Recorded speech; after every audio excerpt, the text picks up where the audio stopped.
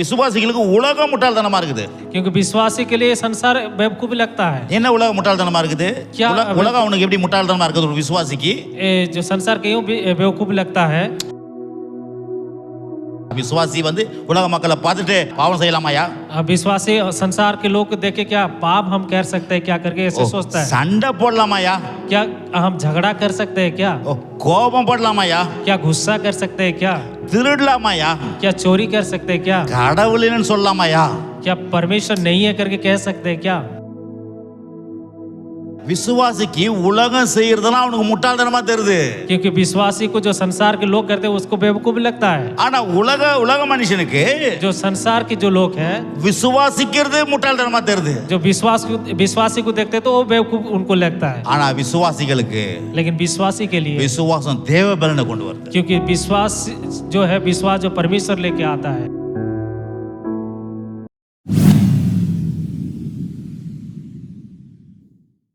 இப்பொழுது நம்ம கேட்கிற இந்த வார்த்தையை கவனமா கேளுங்க. इसलिए हम अभी सुनने वाले जो वचन है आप ध्यान से सुनिएगा. நான் நல்ல ஜெபம் பண்ணி இருக்கிறேன். मैं अच्छा प्रार्थना किया हूँ. கர்த்தருடைய தீர்க்கதரிசன வார்த்தைகள் வரும். और परमेश्वर के भविष्यवक्ता का वचन आएंगे. உங்களுக்கான வார்த்தைகளை எடுத்துக்கொள்ளுங்கள். और आप लोग के लिए वो वचन को ग्रहण करना है. ஆண்டவர் உங்களோட கூட பேசுவார். परमेश्वर आप लोगों के साथ बात करेंगे. இந்த வருஷம் பெரிய ஒரு ஆசீர்வாதமான வருஷமா உங்களுக்கு அமையுவதாக. और ये नया साल आपके लिए एक आशीष के साल होगा. அது மாத்திரம் நிறைய பேர் சாட்சி சொன்னாங்க. அந்த சாட்சி எல்லாத்துக்கும் கர்த்தருக்கு ஸ்தோத்திரம் பண்ணுவோம்.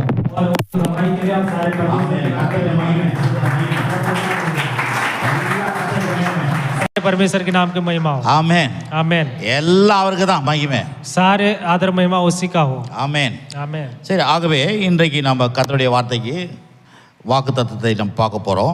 आज हम वाचा की वचन देखेंगे. அது அந்த உள்ள போகிறதுக்கு முன்பாக उससे अंदर जाने से पहले இந்த விசுவாசத்தை குறித்து கொஞ்ச நேரம் சில காரியங்களை சொல்லிட்டு நம்ம அதுக்குள்ள போவோம். और विश्वास के कुछ विषय बता के फिर अंदर में जाएंगे. ஏன்னா கிறிஸ்தவ வாழ்க்கையே ஃபெய்த் தான், விசுவாசம் தான். क्योंकि मसीह जीवन एक विश्वास है. விசுவாசம் இல்லாமல் தேவனுக்கு பிரியமா இருப்பது கூடாத காரியம். अगर विश्वास नहीं है तो परमेश्वर के लिए हम प्रिय नहीं हो सकते. எத்தனை பேர் நினைக்கிறீங்க கர்த்தர் இங்க இருக்கிறாருன்னு? कितने लोग विश्वास करते हैं परमेश्वर हमारे बीच में இருக்கிறாரா? परमेश्वर है. இருக்கிறாருன்னா ஒரு ஆமென் சொல்லுங்க. है तो आमेन बोलिए. ஹalleluya. हालेलुया. அவர் இங்க மாத்திரம் இல்ல, நமக்குள்ளே இருக்கிறார். सिर्फ यहाँ पे नहीं, वो हमारे अंदर भी है. ஆமென். आमेन. ஹalleluya. हालेलुया. நிச்சயமா யாருக்கும் தூக்கம் வராது.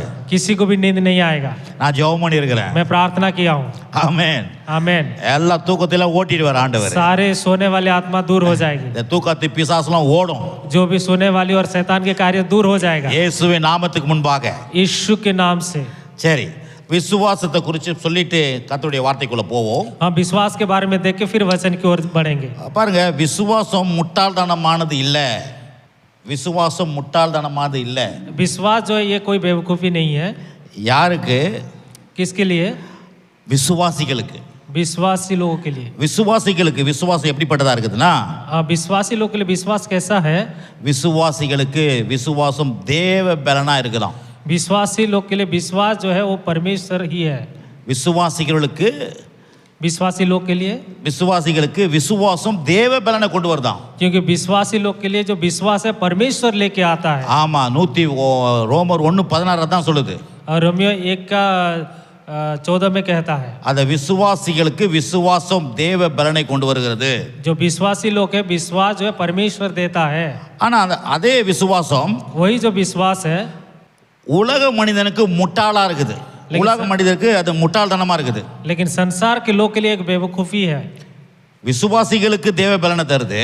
विश्वास जो परमेश्वर देते हैं. ஆனா உலக மனிதர்களுக்கு लेकिन संसार के लोगों के लिए விசுவாசம் முட்டாள்தனமா இருக்கிறது.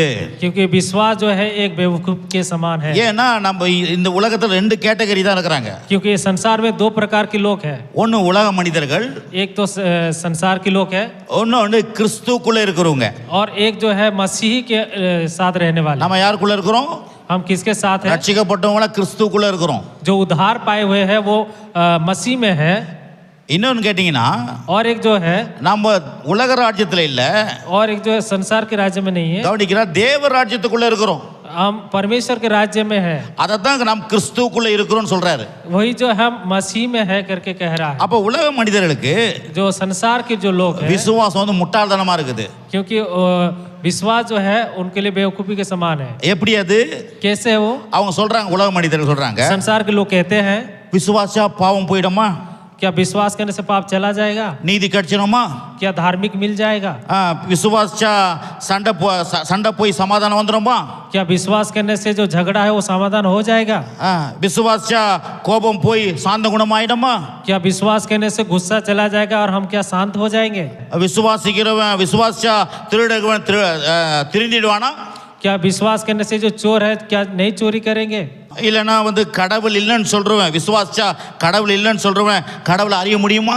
और विश्वास करने से अगर परमेश्वर नहीं है तो क्या परमेश्वर हो जाएगा? பாருங்க, உலக மனிதர் விசுவாசத்தை अगर संसार की जो लोग विश्वास करने से முட்டாள்தனமா யோசிக்கிறாங்க. वो एक बेवकूफी के समान वो सोच रहे हैं, விசுவாசிச்சா பாவம் போயிடுமா, क्या विश्वास करने से पाप चला जाएगा, விசுவாசா நீதிமான் ஆயிடுவானா, क्या विश्वास करने से धार्मिक हो जाएंगे, விசுவாசா சண்டை போய் சண்டையா இருக்கிற மனுஷன் சமாதானமா இருப்பானா, क्या विश्वास करने से जो झगड़ा करने वाले क्या समाधान हो जाएगा, விசுவாசா கோபம் இல்லாதவன் கோபமா இருக்கிறவன் சாந்த குணம் ஆயிடுவானா, क्या विश्वास करने से जो गुस्से करने वाले व्यक्ति क्या शांत हो जाएंगे, விசுவாசா திருடுகிறவன் திருந்திடுவானா, क्या विश्वास करने से जो चोर है क्या वो चोरी नहीं करेंगे, விசுவாசா கடவுள் இல்லைன்னு சொல்றவன் கடவுளை அறிய முடியுமா, या विश्वास जो है जो परमेश्वर नहीं है करके बोलने से क्या परमेश्वर आ जाएंगे? ஆகவே உலக மனிதனுக்கு விசுவாசம் முட்டாள்தனமா இருக்குது. क्योंकि संसार के लोग के लिए ये जो विश्वास जो है एक बेवकूफी के समान है, ஆனா விசுவாசிகளுக்கு लेकिन विश्वासी के लिए விசுவாசம் தேவபலனை கொண்டு வருது. क्योंकि विश्वास जो है परमेश्वर लेके आता है। என்ன தேவபலனை கொண்டு வருது? परमेश्वर क्या लेके आते हैं? எனக்கு ஒரு கர்த்தர் இருக்கிறாரு, मेरे लिए परमेश्वर है, நான் அவரை விசுவாசிக்கிறேன், मैं उस पर विश्वास करता हूँ, அவர் எனக்கு மீட்பை தந்திருக்கிறாரு, मुझे एक अच्छा जीवन दिया है, அவருடைய பிள்ளை நான் இருக்கிறேன், मैं उसके संतान हूँ, அவருடைய அபிஷேகம் எனக்குள்ள இருக்குது, उसका अभिषेक मेरे अंदर है, ஆவியானவர் எனக்குள்ள இருக்கிறாரு, मेरे अंदर पवित्र आत्मा है, நான் தேவனுடைய ஆலயமா இருக்கிறேன், मैं परमेश्वर की साया में हूँ, எனக்கு வாக்குத்தத்தம் கடவுள் கொடுத்திருக்கிறாரு, मेरे लिए वाचा का वचन दिया है परमेश्वर ने, என்ன கடைசி வரைக்கும் கொண்டு போவாரு, मुझे अपने साथ अंतिम में ले जाएगा। இந்த தேவபலனை அவனுக்கு தருது விசுவாசம். ये जो परमेश्वर जो विश्वास आपको देते हैं, அதே போல इसी प्रकार விசுவாசிகளுக்கு जो विश्वासी लोग के लिए உலகம் முட்டாள்தனமா தெரியுது. ये संसार एक बेवकूफ के समान हमें दिखाई देता எத்தனை है। பேர் கேக்குறீங்க? कितने लोग सुन रहे हैं? முக்கியமான காரியங்களை சொல்றோம். ये बहुत मुख्य विषय है, ஏன்னா நீங்க நிறைய பேருக்கு தெளிவில்லாத இருக்கிறாங்க. क्योंकि बहुत सारे लोग को ज्ञान नहीं है, ஆலயத்துக்கு போறவங்களும் நிறைய பேருக்கு தெளிவு கிடையாது. और कलीसिया में जाना करके भी उनको नहीं அப்ப पता, பாருங்க, விசுவாசிகளுக்கு உலகம் முட்டாள்தனமா இருக்குது. क्योंकि विश्वासी के लिए संसार बेवकूफ लगता है। என்ன உலகம் முட்டாள்தனமா இருக்குது? உலகம் அவனுக்கு எப்படி முட்டாள்தனமா இருக்குது ஒரு விசுவாசிக்கு? जो संसार क्यों बेवकूफ लगता है? உலகத்தில் இருக்கிற மக்கள் சொல்றாங்க, அவன் பாவம் செய்யறத பார்த்துட்டு இவன் சொல்றான், பாவம் செய்யலாமாயா அப்படின்றான். விசுவாசி உலக மக்களை பார்த்துட்டு பாவம் செய்யலாமாயா? विश्वासी संसार के लोग देख के क्या पाप हम कर सकते हैं क्या करके ऐसे सोचता है, சண்டை போடலாமாயா, क्या हम झगड़ा कर सकते हैं क्या, கோபம் படலாமாயா, क्या गुस्सा कर सकते हैं क्या, திருடலாமாயா, क्या चोरी कर सकते हैं क्या, கடவுள்னு சொல்லலாமாயா? क्या परमेश्वर नहीं है करके कह सकते हैं क्या? விசுவாசிக்கு உலகம் செய்யறதெல்லாம் அவனுக்கு முட்டாள்தனமா தெரியுது. क्योंकि विश्वासी को जो संसार के लोग करते हैं उसको बेवकूफ लगता है, ஆனா உலக மனுஷனுக்கு जो संसार के जो लोग हैं விசுவாசிக்கிறது முட்டாள்தனமா தெரியுது. जो विश्वासी को देखते हैं तो वो बेवकूफ उनको लगता है, ஆனா விசுவாசிகளுக்கு लेकिन विश्वासी के लिए விசுவாசம் தேவபலனை கொண்டு வருது. क्योंकि विश्वास जो है विश्वास जो परमेश्वर लेके आता है। ஆமென். आमीन। எத்தனை பேர் கேக்குறீங்க? कितने लोग सुन रहे हैं? விளங்குதுங்களா? आप समझ रहे हैं? ஆவியானவர் உங்களுக்குள்ள உங்க வாழ்க்கையில கிரியை செய்வாராக. पवित्र आत्मा आपके जीवन में कार्य करेंगे। பிறகு விசுவாசம் அறிவுபூர்வமானது கிடையாது.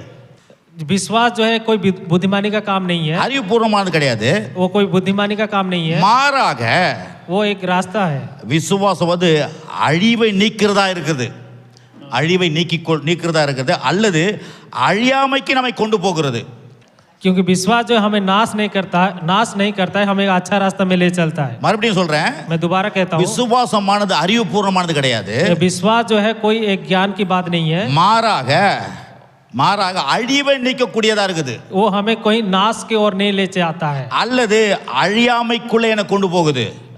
அழியாமைக்குள்ள, क्योंकि हम विश्वास रहने से नष्ट नहीं होते हैं। விசுவாசம் என்ன அழியாத ஒரு மனுஷனா மாத்துது.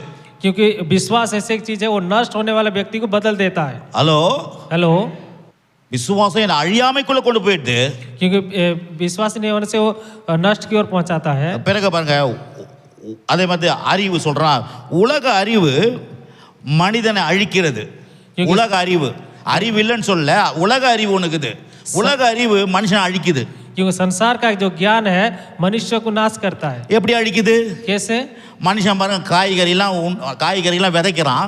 मनुष्य जो जो साग सब्जी उगाता है, மருந்தை வச்சு காய்கறியை விதைக்கிறான். और दवाई डाल के फिर उसको उगाता है, அதனால அவனுக்கு நோய் வருது.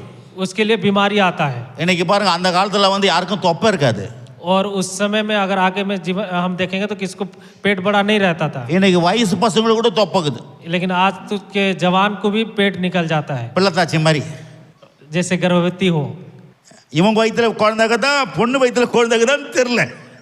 उसका पति के घर में बेटा है या फिर पत्नी के घर में बेटा, पता नहीं पेट ஏன் இந்த மாதிரி தொப்பம் வருது? क्यों इतना बड़ा पेट आ रहा है। மனுஷனுடைய உணவுல என்ன பண்றான்? அவன் அறிவு பூர்வமா அதை செஞ்சு விளைய வைக்கிறான். அது அவனுக்கு விஷமா மாறுது.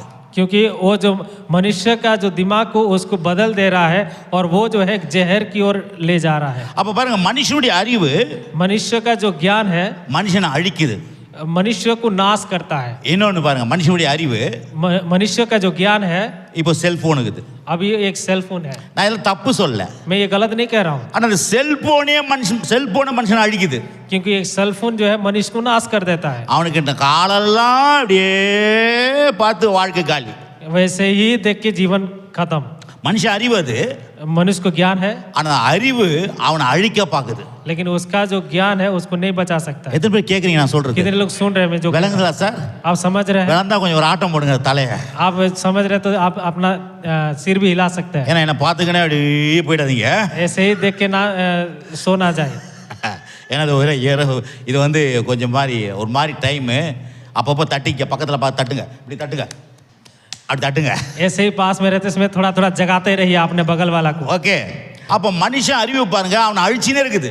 क्योंकि मनुष्य का जो ज्ञान है मारते रहता है। எத்தனை பேர் கேட்குறீங்க? कितने लोग सुन रहे हैं? थोड़ा हंस के बोलिए। சிரிக்கிறதுக்கு என்னப்பா சொல்றது? हंसना, हंसना, मुस्कुराना, ஆசனா புஸ்கரானா. சிரிங்க. ஹல்லேலூயா, हालेलुया। ஆமென். அப்போ பாருங்க மனுஷனுடைய அறிவு அவனை அழிக்குது. क्योंकि मनुष्य का जो ज्ञान है मनुष्य को नाश कर रहा है, சாப்பாட்டில் அழிக்குது, और उस खाने के कार्य में, நல்ல கண்டுபிடிக்கிற இந்த செல்போன் இதெல்லாம் மனுஷனை அழிக்குது. और नए नए खोज करने में उसमें भी नाश कर रहा है। அப்போ மனுஷன் அறிவு பாருங்க எப்படி இருக்குது. और मनुष्य का ज्ञान सोच के देखिए कैसा है। ஆனா தேவ அறிவு लेकिन परमेश्वर का जो ज्ञान है அவனுக்கு நித்தியத்துக்கு கொண்டு போகுது. उसको एक अनंत जीवन में ले चलता है। தேவ அறிவு என்ன பண்ணுதான்? परमेश्वर का ज्ञान क्या करता है? கடவுள் தான் இந்த உலகத்தை உண்டாக்குனாரு சொல்லுது. परमेश्वर ये संसार को बनाया, நல்ல உலகத்தை உண்டாக்குனாரு. अच्छा एक संसार बनाया, ஆனா பாவம் என்ன பண்ணுச்சான்? लेकिन पाप ने क्या किया? உலகத்தை கெடுத்து போட்டுடுச்சு. ये संसार को नष्ट कर दिया। ஆனா தேவன் விட்டுற மாட்டாரு. लेकिन परमेश्वर ने नहीं छोड़ा। தேவன் ஒரு பரிகாரி அனுப்பினாரு. लेकिन परमेश्वर ने और एक அவர் இயேசு. उसको एक भेजा, उसका नाम यीशु। அவரை நம்பும் பொழுது उसको विश्वास करते समय நான் அழிவின் உலகத்துல இருந்து அழியாம உலகத்துல வாழ போறேன். मैं एक बेवकूफ संसार में रह के एक नया जीवन में जी सकता हूँ। ஆமென், आमेन। அப்போ ரெண்டு விதமான அறிவு இருக்குது. दो प्रकार का ज्ञान है। உலக அறிவு மனிதனை அழிக்குது. संसार का जो ज्ञान है लोगों को मारता है। தேவ அறிவு लेकिन परमेश्वर का जो ज्ञान है அவனை கடவுள்கிட்டயும் போது நித்தியத்துக்கு அவன் போறான். वो परमेश्वर की ओर ले चलता है और अनंत जीवन के लिए ले चलता அப்ப விசுவாசம் என்னதுன்னா है। तो विश्वास क्या है? தேவ அறிவு உடையது. क्योंकि परमेश्वर का ज्ञान है। ஆமென். आमेन। விசுவாசம் தேவ அறிவு உடையதுதான். क्योंकि विश्वास जो है परमेश्वर की ज्ञान की ओर से है। விசுவாசம் உலக மனுஷனுக்கு முட்டாளாக்குது. विश्वास உலக மனுஷனுக்கு முட்டாளா இருக்குது, संसार के लोग के लिए முட்டாள்தனமா இருக்குது. संसार के लोग को तो बेवकूफ लगता है, ஆனா தேவ பிள்ளைகளுக்கு விசுவாசம் தேவ பலனை கொண்டு வருது. क्योंकि परमेश्वर की संतान के लिए विश्वास जो है परमेश्वर लेके आता है। ஆனா அந்த பாவம் இந்த இந்த பிரச்சனை, இந்த பாவம், இந்த சண்டை, இந்த விபச்சாரம் இதெல்லாம் விசுவாசிகளுக்கு முட்டாள்தனமா இருக்குது. ये जो पाप और बेविचार, ये झगड़ा लड़ाई जो है विश्वासी के लिए ये बेवकूफी लगता है। உலக மனுஷனுக்கு அது ரொம்ப ஜாலியா இருக்குது. लेकिन संसार के लोग के लिए ये एक आनंद की बात है उनके लिए। இப்போ புரிஞ்சுங்களா விசுவாசம் என்னன்னு? अभी समझे विश्वास क्या है? விசுவாசம் எனக்கு தேவ பலனை தருது. विश्वास जो है परमेश्वर हमारे लिए लेके आता है। விசுவாசம் தேவனுடைய அறிவு எனக்கு கொண்டு வருது. विश्वास है परमेश्वर के ज्ञान को लेके आता है। ஆமென். आमेन। இப்போ நம்ம கர்த்தருடைய வார்த்தைக்குள்ள போவோம். अभी हम परमेश्वर के वचन की ओर जाएंगे। ஆமென். ஹalleluya. हालेलुया। ஏன் இத சொல்றேன்னா क्यों हम इसको बता रहे हैं? நிறைய பேருக்கு வந்து சர்ச்சுக்கு வந்துட்டு அது விசுவாசம்னா என்னன்னு தெரியாது இருக்காங்க. बहुत सारे लोग जो है चर्च में आते हैं लेकिन विश्वास के बारे में नहीं पता है उनको। சரி, 2 ராஜாக்கள் 4ஆம் அதிகாரம் வாக்குத்தத்தத்தை பார்ப்போம். दूसरा राजा उसका चौथा अध्याय हम देखेंगे। वाचा के वचन 4ஆம் அதிகாரம். चौथा अध्याय। இருக்கிறீங்களா? अब है? இருக்கிறீங்களா? अब है? பா ஒரு ஆமென் சொல்லுங்கப்பா. आमेन बोल सकते हैं। இருக்கிறீங்களாப்பா? अब है क्या? வருஷம் முதல்லயாப்பா இப்படி இருப்பீங்களாப்பா? क्या? நல்லா இருங்கப்பா. साल के प्रथम में भी आप ऐसे रहेंगे क्या? பா உலக மக்கள் இன்னைக்கு ஆண்டவர் இல்லாத மக்கள் जो परमेश्वर को नहीं जानते, जो संसार के लोग வண்டியை ட்ரர்ன்னு ஓட்டுன்னு போறான். अभी पूरा गाड़ी ऐसे स्पीड में चला के जाते हैं। இப்படி ஓட்டு போற வண்டி அப்படி ஓட்டுன்னு போவாங்க. ऐसे ही उठा के गाड़ी चला के लेके जाते हैं। அப்படியே happy new year happy new year happy new குச்சின்னுவாங்க. இப்போ अभी पूरा हैप्पी न्यू ईयर करके चिल्लाते होते जाते होंगे। இந்த பலூன்லாம் விட்டு டம் டம்னு ஓடிப்பாங்க. और जो भी बैलून जो है फटाते जाएंगे। அவங்களாம் அப்படி இருக்கிறாங்க. ஆனா நம்ம கடவுளுடைய பிள்ளைங்க இதை அது அவங்கள காட்டிலும் பயங்கரமா குதிக்கணும். நம்ம वो लोग ऐसे हैं तो, लेकिन आप परमेश्वर की संतान है तो और आपको एक्टिव में रहना है, அந்த ரொம்ப இன்ட்ரெஸ்டா இருக்கணும். और आपको इंटरेस्ट में ஒரு रहना है, ஆக்டிவா இருக்கணும். आपको एक चंचल रहना है। ஆமா, 2026 வந்துடுச்சு. क्योंकि 2026 आ गया है। இந்த ஆண்டு மகிமையின் ஆண்டு. ये जो साल एक महिमा का साल है। இந்த ஆண்டு கிருபையின் ஆண்டு. ये जो साल है कृपा का साल है। இந்த ஆண்டு மீதம் எடுக்கிற ஆண்டு. ये जो साल है एक बचत का साल है। ஆமென். आमेन। 2 ராஜாக்கள் 4ஆம் அதிகாரம் 44ஆம் வசனம். अभी दूसरा राजा 4 अध्याय और उसका 44 वचन। அப்பொழுது ஆ அவர்களுக்கு முன்பாக ஆ அதை வைத்தான். ஆ கர்த்தருடைய வார்த்தையின்படியே ஆ அவர்கள் சாப்பிட்டது பன்றி ஆ மீதியும் இருந்தது. வாசிங்க பிரதர். तब उसने उनके आगे रख दिया और यहोवा के वचन के अनुसार उनके खाने के बाद कुछ बच भी गया। பாருங்க, இங்க சொல்லப்பட்டிருக்கு, கவனிங்க. यहाँ पे लिखा है, அப்பொழுது அவர்களுக்கு முன்பாக அதை வைத்தான், கர்த்தருடைய வார்த்தையின்படியே அவர்கள் சாப்பிட்டதுமின்றி மீதியும் இருந்தது. यहाँ पे लिखा हुआ है, तब उसने उनके सामने रख दिया और यहोवा के वचन के अनुसार उनके खाने पीने के बाद बच भी गया। சொல்லுங்க, கர்த்தருடைய வார்த்தையின்படி परमेश्वर மீதி இருந்தது. சொல்லுங்க, परमेश्वर के वचन के अनुसार और भी बच गया। அழுத்தி மீதி இருந்தது. और भी बच गया। சொல்லுங்க, பக்கத்துல பார்த்து மீதி இருந்தது. बगल वाला के देख के बोलिए, சொல்லுங்க, பக்கத்துல மீதி இருந்தது. बचत हो गया। எப்படி மீதி இருந்தது? कैसे? இப்ப 42 43 வாசிப்போம். 42 43 வாசிப்போம். பின்பு பாகால் சலிசாவிலிருந்து ஒரு மனுஷன் தேவனுடைய மனுஷனுக்கு முதற் பலனான வார்கோதுமையின் 20 அப்பங்களையும் தாள் கதிர்களையும் கொண்டு வந்தான். அப்பொழுது அவன் ஜனங்களுக்கு சாப்பிட கொடு என்றான். அதற்கு அவனுடைய பணிவிடைக்காரன் இதை நான் 100 பேருக்கு முன் வைப்பது எப்படி என்றான். அதற்கு அவன் அதை ஜனங்களுக்கு சாப்பிட கொடு. சாப்பிட்ட பிற்பாடு இன்னும் மீதி உண்டாயிருக்கும் என்று கர்த்தர் சொல்லுகிறார் என்றான். இப்ப வாசிங்க பிரதர். अभी 42-43 हम पढ़ेंगे। उसी में பாருங்க, कोई मनुष्य, இது பாருங்க, இப்ப இத பிரசங்கிக்கிறது சீரியஸா கேளுங்க. ये जो प्रचार को आपको ध्यान से सुनना, சும்மா லேஸ் கிடையாது இது. ये साधारण रूप से नहीं। இந்த வருஷத்தை உங்க பெரிய லெவல்ல உங்களை கொண்டு போய்டும் இந்த வார்த்தைகள். क्योंकि ये साल जो आपको अलग के स्तर पर ले जाएगा ये सारे वचन। आमेन आमेन। वासिंग ब्रदर। कोई मनुष्य बालशालिशा से पहले उपजे हुए 120 रोटियां और अपनी बोरी में हरे वाले परमेश्वर के भक्त के पास ले आया। तो एलिशा ने कहा, उन लोगों को खाने के लिए दे। उसके टहलुए ने कहा, क्यों मैं 100 मनुष्यों के सामने इतना ही रख दूं? उसने कहा, लोगों को दे दो कि खाएं, क्योंकि यहोवा यूं कहता है उनके खाने के बाद कुछ बच भी जाएगा। அல்லேலூயா हालेलुया அல்லேலூயா हालेलुया அல்லேலூயா. हालेलुया। எழுப்பிட்டீங்களா? आप उठ गए? ஹலோ, அதுக்கு தான் நான் பிரசங்கியார். यही जो है प्रचार है। அப்ப பாருங்க, இங்க சொல்லப்பட்டிருக்குது यहाँ पे कहा गया है இந்த 3 வசனத்திலையும் ये 3 वचन में முதல்ல என்ன பண்ணு, கர்த்தருடைய வார்த்தை. पहला जो परमेश्वर का वचन, முதல்ல கர்த்தருடைய வார்த்தை. पहला जो परमेश्वर का वचन, ரெண்டாவது दूसरा जो है முதற் பலன் கொடுக்கப்பட்டது.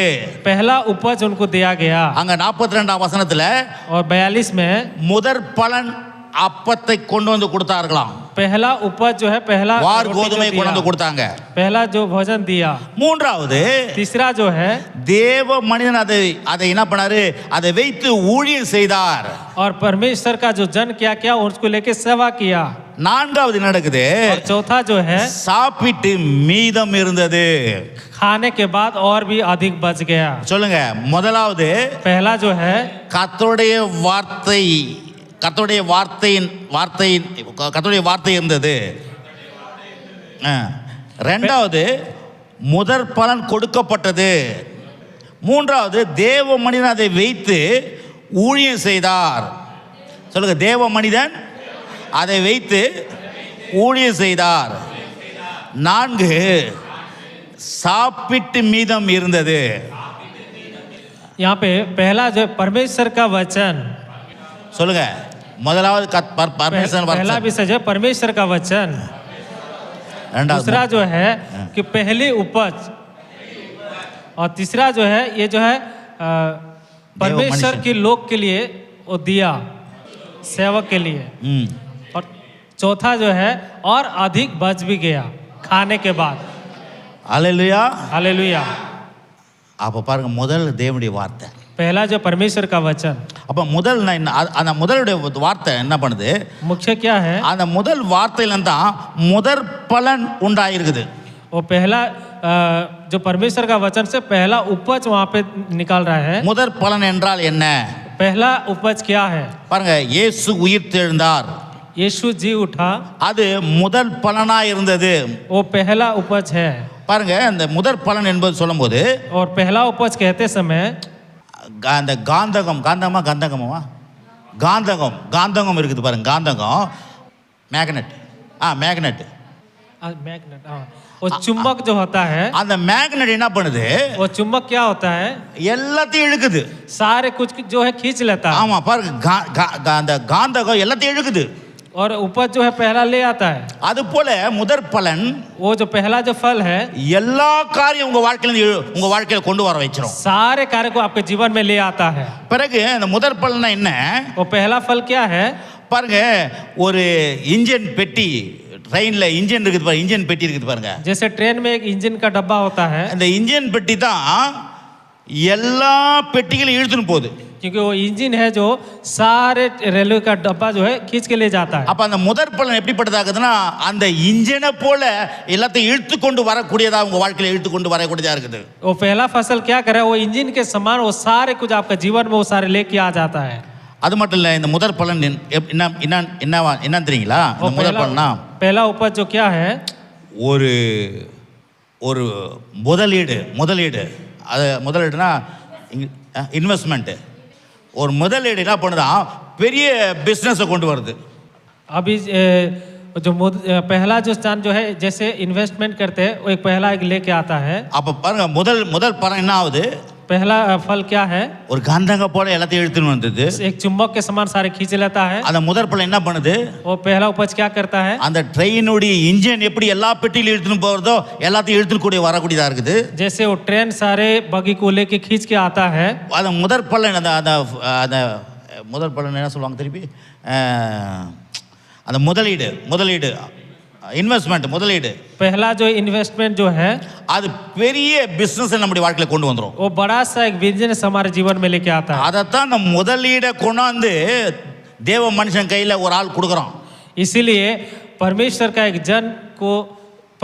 जन को लाके एक व्यक्ति दे रहा है। அப்ப அந்த முதற் பலன் என்ன, वो पहला उपज क्या है? இப்போ 1 கொரிந்தியர் 15:23 पहला कोरिन्थियों 1 கொரிந்தியர் 15:23 और 15 अध्याय और इसका 23 आयत।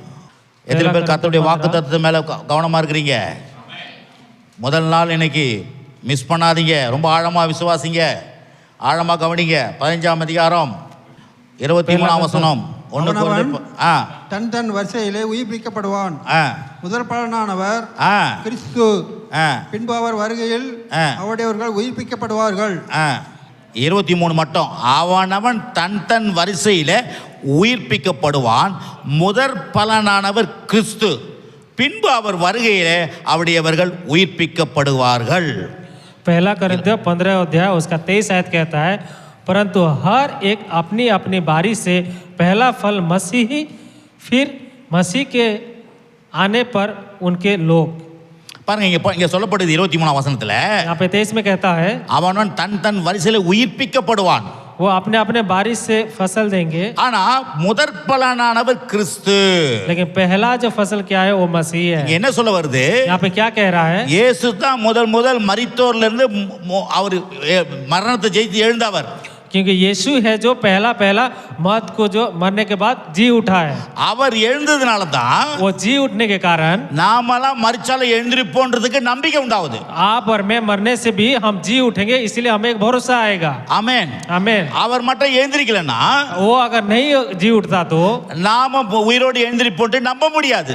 आप और मैं जिंदा होंगे करके हम विश्वास नहीं कर सकते। அப்ப அந்த முதற் பலன் அப்படின்னா என்ன அர்த்தம்? वो पहला जो फल क्या है? அதுதான் என்னுடைய வாழ்க்கையில எல்லாத்தையும் கொண்டு வரக்கூடியதா இருக்குது. वही जो हमारे जीवन में सारे कुछ लेके आता है। ஒரு இயேசு உயிரோடு எழுந்ததுனால, एक यीशु जी उठने के कारण அவருடைய விசுவாசிகள் அத்தனை பேரும் கண்டிப்பா உயிரோடு எழுந்திருப்பாங்கன்றதுக்கு அது அத்தாரிட்டியா இருக்குது. और उसको विश्वास करने वाले उतना लोग जी उठेंगे करके उसके लिए विश्वास है। நான் என்ன சொல்ல வரேன்? मैं क्या कहने जा रहा हूँ? முதற் பலன் எப்படி எல்லாத்தையும் கொண்டு வரும்ன்றத கவனிங்க.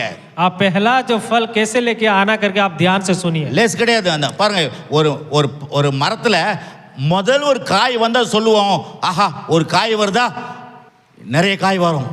हम एक पेड़ जैसे देखते हैं, पहला अगर कोई फूल और फल आता है, हाँ हम देख के कहते हैं और अधिक फल आएगा करके। பழம் சொல்லலாம், ஒரு பழம் வந்துச்சுன்னு வச்சுங்களேன், और एक फल अगर आ गया तो நிறைய பழம் வரையா, उसमें और भी अधिक फल आएगा। அப்ப அந்த ஃபர்ஸ்ட் ஃப்ரூட் पहला जो फल है நிறைய ஃப்ரூட்ஸை கொண்டு வரும். बहुत सारे फल को लेके आता है। அப்ப இந்த 2026 யோசிங்க, ये जो 2026 आप सोचिए, அந்த மீதம் வரதுக்கு காரணம் என்ன? மீதம் வரதுக்கு காரணம் அந்த இடத்துல वहाँ पे वो बचत आने का कारण क्या है? அந்த ஃபர்ஸ்ட் ஃப்ரூட் மீதத்தை கொண்டு வருது. क्योंकि वो पहला जो फल है वो सारे बचत को लेके आता है। அதனால இயேசு ஃபர்ஸ்ட் ஃப்ரூட்டா உயிரோடு எழுந்தாரு. इसीलिए यीशु पहला फल वो जी उठा है। நாமளும் நாமளும் எழுந்திருப்போன்றதுக்கு அதான் அது அர்த்தமா இருக்குது. आप और मैं जी उठने का एक उदाहरण है। இயேசு உயிரோடு எழுந்திருக்கலாம், நம்ம எழுந்திருக்க முடியாது. यीशु अगर जीवित नहीं होता तो आप और मैं भी नहीं जी उठते। அவர் முதற் பலன் எழுந்தாரு, நாமளும் எழுந்திருக்க போறோம். क्योंकि वो पहला फल जो जी उठा है, आप और मैं भी जी उठेंगे। மூன்றாவது, तीसरा जो है அப்போஸ்தலர் நடவடிக்கை 26-23. ஸ்திரீகள் ஆமென், ஜென்ஸ் வேணாம், ஸ்திரீகள் ஆமென், ஜென்ஸ் ஆமென். அப்பா ஜெயிச்சாங்க பாவங்க. ஓகே, 26-23. தீர்க்கதரிசிகளும் மோசேயும் முன்னமே சொல்லியிருந்தபடியே கிறிஸ்து பாடுபட வேண்டியதென்றும் மரித்தோர் உயிர்த்தெழுதலில் அவர் முதல்வராகி சுய ஜனங்களுக்கும் அந்நிய ஜனங்களுக்கும் ஒளியை வெளிப்படுத்துகிறவர் என்றும் சொல்லுகிறதே அன்றி வேறு ஒன்றை நான் சொல்லுகிறது இல்லை என்றான். प्रेरित के काम 26 अध्याय और 23 में कहता है कि मसीह को दुख उठाना होगा और वही सबसे पहले मरे हुए में से जी उठकर हमारे लोगों में और अन्य जातियों में जाति का प्रचार करेगा। இங்க 23 26 இங்க பாருங்க, இந்த 26ஆம் அதிகாரம் முழுவதும் கவனிங்க. எத்தனை பேர் கேட்குறீங்க? 26ஆம் அதிகாரம் முழுவதும் ये 26 अध्याय पूरा जो है பவுலுடைய சாட்சி, ये जो पौलुस का जो गवाही है, யார்கிட்ட சாட்சி சொல்றாரு? ये किसके गवाही कह रहा है? ஒரு அகிரிப்பா என்கிற ராஜா கிட்ட சாட்சி சொல்றாரு. ये एक अग्निपॉइंट करके एक राजा है, उसके सामने ये गवाही दे रहा है. அந்த 1ஆம் அதிகாரத்துல 32ஆம் வசனம் வரைக்கும் 1ஆம் வசனத்துல 32ஆம் வசனம் வரைக்கும் பவுலுடைய சாட்சி, என்ன சாட்சி? நான் எப்படி கடவுளை விசுவாசி, எப்படி என் வாழ்க்கையில மாற்றப்பட்டேன் அப்படின்னு சொல்லி ராஜாவுக்கு முன்னால சொல்லி நிற்கிறார். அது 1 से लेकर 32 आयत तक यहाँ पे क्या कह रहा है? पौलुस जो है एक राजा के सामने मैं कैसे उद्धार पाया, कैसे मसीह ने मुझे पकड़ा और जाना करके वो गवाही दे रहा है. 27வது வசனம் வரும்போது और 22 वचन में आते में அந்த அகிரிப்பா ராஜா சொல்றான், और वो जो अग्रिप्पा राजा कहता है, பவுலே நீ ரொம்ப பிரசங்கம் பண்ற, நானே ஆண்டவருடைய பிள்ளை ஆயிடும் போலகுது அப்படின்றான். और वो राजा कहता है तुम बहुत प्रचार के लिए मैं ही परमेश्वर का संतान हो जाऊंगा जैसा लग रहा है. அப்படியே கத்துறான், அப்பா நீ பேச பேச நான் ஆண்டவருடைய பிள்ளை ஆயிடும் போலகுது, आप बात करते करते मैं परमेश्वर के संतान हो जाऊंगा. நிறுத்து அப்படின்றான். और वहां पे कहता है तू रुक जा. இப்படி சொல்லணும் சாட்சி. ऐसे ही गवाही देना है. ஹலோ, சாட்சி எப்படி சொல்லணும்? गवाही कैसे देना है? அவங்க உள்ளத்தை உடைச்சு ஐயா இயேசு எனக்கு வேணும்னு சொல்லணும், அந்த மாதிரி ஒரு சாட்சி சொல்லணும். ये गवाही ऐसे देना कि हाँ यीशु मुझे चाहिए करके कहना सामने वाला. இருக்குல்ல இல்லையா? अब है कि नहीं? வாட்சி பாருங்க. आप पढ़ के யார் சாதாரண ஆள் சொல்ல, एक साधारण व्यक्ति नहीं कह रहा है. ராஜா சொல்றான், எப்பா நீ சொல்ற சாட்சி இப்பயே நான் இயேசுக்குள்ள வந்துரும் போலகுது. एक राज्य का राजा कह रहा तू जो गवाही दे रहा मैं ही अभी यीशु के पास आ जाऊंगा. அதுக்கு தான் சாட்சி சொல்ல வைக்கிறோம். इसीलिए हम गवाही देते हैं. சும்மா சாட்சி சொல்றது இல்லங்க, खाली खाली गवाही नहीं देते சாட்சி हैं. சொல்லும் போது வேலை நடக்குது பாருங்க. और गवाही देते समय वहां पे काम पूरा हो रहा है. सुनिए, நீங்க சொல்ற சாட்சி மூலம் இன்னொரு ஆளுங்களுக்கு உள்ள ஒரு பெரிய மாற்றங்கள் ஏற்படுது. आपका जो कहा हुआ गवाही के द्वारा दूसरे व्यक्ति भी बदलाव आना है. எத்தனை பேர் கேக்குறீங்க? कितने लोग सुन रहे हैं? கண்ணை திறந்தவங்களுக்கெல்லாம் கண்ணை மூடுங்க, जो கண்ணை आँख खोले हुए திறந்தவங்களுக்கெல்லாம் हैं, கண்ணை மூடுங்க. जो आँख खुला हुआ है वो आँख बंद करे. அப்படின்னா கண்ணை திறங்கன்னு அர்த்தம். इसका मतलब आँख खोलने का मतलब. நாங்களா சின்ன வயசுல हम छोटे समय में சாபுத்திரி போட்டு இது பண்ணுவோம், ஒரு டீம் ஆடுவோம், சாபுத்திரி ஆடு ऐसे கேம் ஆடு. एक गेम है जो हम छोटे में ऐसे खेलते थे. அந்த மாதிரி சின்ன பசங்க வருவாங்க, और छोटा बच्चे लोग भी आते थे. சின்ன பசங்க கிட்ட நாங்களும் வருவோம்னு வானுங்க. நாங்களும் கொஞ்சம் பெரிய பசங்க, उस समय हम बड़े बच्चे रहते थे. சின்ன பசங்க நாங்களும் வருவோம்னு சொல்லுவோம். छोटा बच्चे हमें भी आएंगे करके कहते हैं. அவங்கள தேத்துக்கலாம் அழுவானுங்க. उनको अगर निकालेंगे तो रोएंगे. அதுக்காக நாங்க என்ன சொல்லுவோம்? हम क्या करेंगे? அவனை பார்த்து நீ இருக்கிற, நாங்களாம் இல்லைன்னு. हम कहेंगे நான் இல்ல நீ இருக்கிற. हाँ मैं नहीं हूँ तू है करके कहते हैं. அப்படின்னா என்ன அர்த்தம்? நாங்களாம் இருக்கிறோம், நீ இல்லைன்றதுக்கு அவனை அப்படி சொல்லுவோம். हम है और तू नहीं है करके उसका ही मतलब है. ஆகவே தான் इसके लिए எல்லாம் கண்ணை மூடுங்க அப்படின்னு. सब कहेंगे सब लोग आंख बंद करे. அப்படின்னா என்ன? எல்லாம் கண்ணை தரங்கன்னு அர்த்தம். और उसका मतलब सारे आंख खोलने का. இருக்கிறீங்களா? अब है क्या? அப்ப பாருங்க, இந்த வார்த்தை, அந்த வார்த்தையில ஒரு வார்த்தை தான். वो जो वचन में एक वचन है 23ஆம் வசனம் और 23 वचन जो है சொல்றாரு, மரித்தோர் உயிர் தேர்தல் அவர் முதல்வர் ஆகி சுய ஜனங்களுக்கும் அந்நிய ஜனங்களுக்கும் ஒளியை வெளிப்படுத்துகிறவர் என்று சொல்லுகிறது அண்டி வேறு ஒன்றையும் நான் சொல்லுகிறது இல்லை அப்படின்றாரு. और यहाँ पे कहते हैं मसीह जो दुख उठाने का होगा और बहुत पहले से मरे होने से जी उठकर हमारे लोगों में और अन्य जातियों में ज्योति का प्रकाश रहेगा. இயேசு உயிரோடு எழுந்து முதல் ஃபர்ஸ்ட் ஃப்ரூட்டா. वो यीशु जो पहला जो फल है, ஏன் ஒரு ஃபர்ஸ்ட் ஃப்ரூட்னா, क्यों वो पहला फल है? சுய ஜனங்களுக்கு அப்படின்னா யூத மக்களுக்கும் மற்ற மக்களுக்கும் அவருடைய ஒளியை சொல்லுவதற்காக அவர் முதற் பலனா எழுந்திருச்சாராம். क्योंकि वो पहला यहूदी लोग और अन्य जाति लोगों को सुसमाचार सुनाने के लिए वो पहला जो व्यक्ति जी उठा है. அதாங்க சொல்லப்பட்டிருக்குது. वही यहाँ पे कहता है அந்நிய ஜாதிக்கும் சுய ஜனங்களுக்கும் अन्य जाति को और यहूदी लोगों के இயேசு लिए உயிர் தெரிந்ததுனால यीशु जी उठने के कारण வாழ்க்கைக்கு வழி வகுக்கிறது. और हमारे लिए ज्योति प्रकट हुआ करके வாழ்க்கையை பிரம்மாண்டமாக்குதான். हमारे जीवन के लिए एक बहुत अद्भुत ज्योति அதான் அந்த வசனம் சொல்லுது. वही यहाँ पे वचन कहता அந்த है. இயேசுடைய உயிர் தெழுதல் वो यीशु जो जी उठा है அந்நிய ஜனங்களுக்கு சுய ஜனங்களுக்கும் और अन्य जाति के लिए और हमारे लिए भी நல்ல வழியை வாய்க்கப்படுது. एक नया एक रास्ता खोला है. அது மாத்திரம் அந்த வாழ்க்கை பிரம்மாண்டமா மாறுது. और हमारा जो जीवन है अद्भुत रीति से बदल रहा है. ஃபர்ஸ்ட் ஃப்ரூட் என்ன பண்ணுது பாருங்க. पहला फल क्या आ रहा है देखिए. அந்நிய ஜனத்துக்கும் சுய ஜனத்தையும் अन्य जातियों के लिए और सारे जाति लोगों के நல்ல लिए வாழ்க்கை வழி வகுக்கிறது. और उनके जीवन में एक अच्छा रास्ता खुल रहा है வாழ்க்கையை பிரம்மாண்டமா மாறுது. और उनका जीवन जो है अद्भुत रीति से बदल रहा है. தேர்ட் பாயிண்ட், तीसरा पॉइंट ரோமர் புஸ்தகம் 8ஆம் அதிகாரம் और रोमियो उसका 8 अध्याय। கிட்ட நெருங்கிட்டேன். हम पास आ गए। ஆனால் எனக்காக பாருங்க டைம் எனக்காக வேலை செய்யுது. समय मेरे लिए काम कर रहा है। டைம் ரொம்ப சூப்பர். समय भी बहुत अच्छा है வாட்ச் ரொம்ப நல்ல வாட்ச்டி. और घड़ी भी बहुत अच्छा है। எனக்கு வேலை செய்கிறேன் நீ. मेरे लिए काम कर रहा है। ஓகே ரோமர் 8ஆம் அதிகாரம் रोमियो उसका 8 अध्याय 38. और उसका 31। மரணமானாலும் மரணமானாலும் ஜீவனானாலும் தேவதூதர்களானாலும் அதிகாரங்களானாலும் வல்லமைகளானாலும் நிகழ்காரியங்களானாலும் வருங்காரியங்களானாலும் போதும் முடித்துங்க. रोमियो 8 का 38 यहाँ पे कहता है क्योंकि मैं निश्चय जानता हूँ कि ना मृत्यु ना जीवन ना स्वर्गदूत ना प्रधानताएं ना वर्तमान ना भविष्य ना सामर्थ ना ऊंचाई ना नंगाई और ना कोई और सृष्टि हमें परमेश्वर के प्रेम से जो हमारे प्रभु मसीह यीशु में है अलग कर सकेगी। இந்த வசனத்தில் 6 பாயிண்ட் இருக்குது. ये वचन में 6 पॉइंट है। அந்த 6 பாயிண்டை சொல்லி முடிச்சிடுறேன். वो 6 पॉइंट हम देख के खत्म करेंगे। ஓகே. அப்போ இங்கே சொல்லப்படுது பாருங்க, இங்கே முதற் பலன். இங்கே சொல்லலாம் ஐயா இங்கே முதற் பலனே இல்லையா நீங்கள் இதை கொண்டாடுறீங்க அப்படின்னு கேட்கலாம். நீங்கள் आप पूछ सकते हैं ये तो पहला फल नहीं है करके आप सवाल कर सकते हैं। நான் வந்து ஃபுல்லாக வாசிச்சிருக்கிறேன்.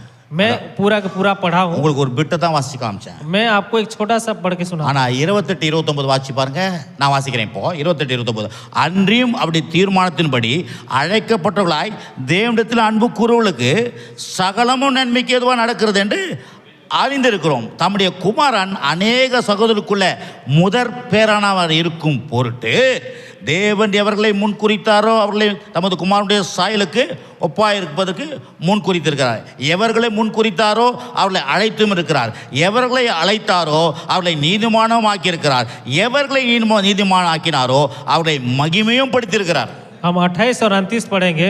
हम जानते हैं कि जो लोग परमेश्वर से प्रेम रखते हैं उनके लिए सब बातें मिलकर भलाई ही की उत्पन्न करती है, अर्थात उनके लिए जो उसकी इच्छा के अनुसार बुलाए हुए हैं, क्योंकि जिन्हें उसने पहले से जान लिया है उन्हें पहले से ठहराया भी है कि उनके पुत्र के स्वरूप में हो, ताकि वह बहुत भाइयों में पहलौठा ठहरे।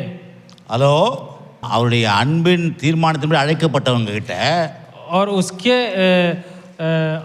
अनुग्रह और उसका ज्ञान सुनने நாமெல்லாம் அவருடைய கடவுளுடைய अनेक சகோதரர்கள் ஆகும் பொருட்டு हम परमेश्वर के बहुत सारे लोग हैं। அவர் முதற் பேரானவராக இருந்தாராம். यीशु जो वो पहलौठा था, முதற் பேரானவராக இருந்தாராம். वो पहलौठा था।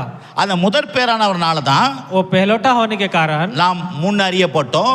यहाँ पे 29 में कहता क्योंकि जिन्हें उसने पहले से जान लिया और जिसे पहले से ठहराया भी। எல்லாமே அந்த முதற் பலன்ல தான் வருது. पहला जो वो पहला फसल से ही आ रहा है। இயேசு முதற் பலன் ஆவலனா, இயேசு முதற் சகோதரன் ஆவலனா, यीशु अगर पहला फल नहीं होता, अगर पहला पहलौठा नहीं होता तो நாம் முன் அறியப்பட மாட்டோம் தேவனால. क्योंकि हम परमेश्वर के लिए आगे में नहीं जा सकते। தேவனால் முன் குறிக்கப்பட்டிருக்க மாட்டோம். हम परमेश्वर के लिए आगे में नहीं जा सकते। நாம் அழைக்கப்பட்டிருக்க மாட்டோம். हम चुने नहीं जाते। நாம் நீதிமானாக்கப்பட்டிருக்க மாட்டோம். हम एक धार्मिक नहीं गिने जाते। நம்மை மகிமைப்பட்டிருக்க மாட்டோம். हम महिमा में नहीं जाते। எங்க வந்தது? हम कहाँ से? அந்த முதற் பலன் தான் இவ்வளத்தையும் கொண்டு வந்துச்சு. वो सारे जो मुख्य जो पहला फल से ही सारे कुछ आ रहा है। இயேசுடைய முதற் பலன் இல்லைன்னா, यीशु का पहला फल अगर नहीं होता, நீங்கள் நானும் இவ்வளோ ஆசீர்வாதம் பெற முடியாது. आप और मैं जो इतना आशीष आप और मैं नहीं அதை சொல்லிட்டு தான் சொல்றாரு.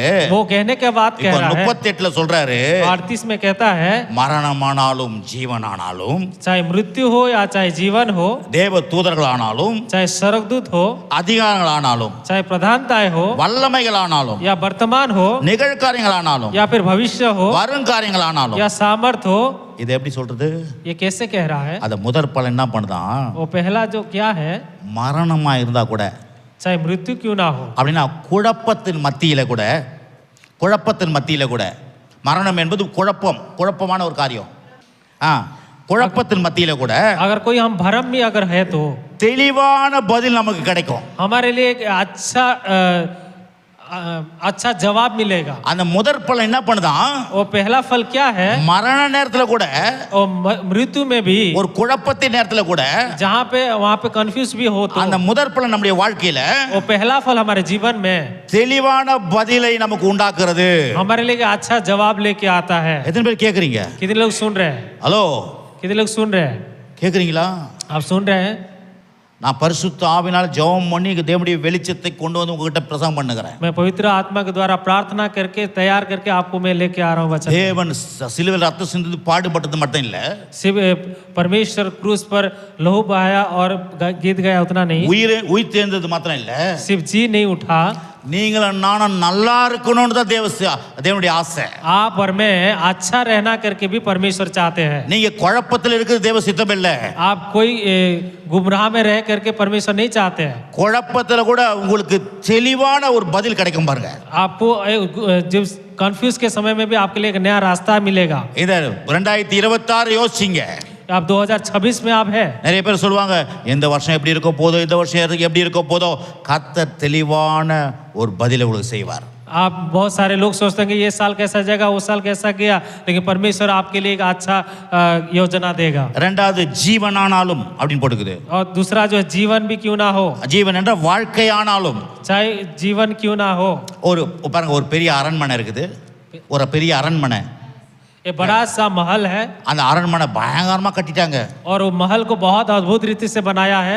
உள்ளேயும் நல்லா இருக்குது, வெளியும் நல்லா இருக்குது, अंदर भी अच्छा है और बाहर में भी अच्छा है, எல்லாம் வந்து பார்த்துட்டு போய் ரசிக்கிற அளவுக்கு அது கட்டப்பட்டிருக்குது. और सब जाके देख के तारीफ करने जैसा बनाया है। ஆனா फिर भी உள்ள போனா யாருக்குமே ஒண்ணுமே தெரிய மாட்டேங்குது.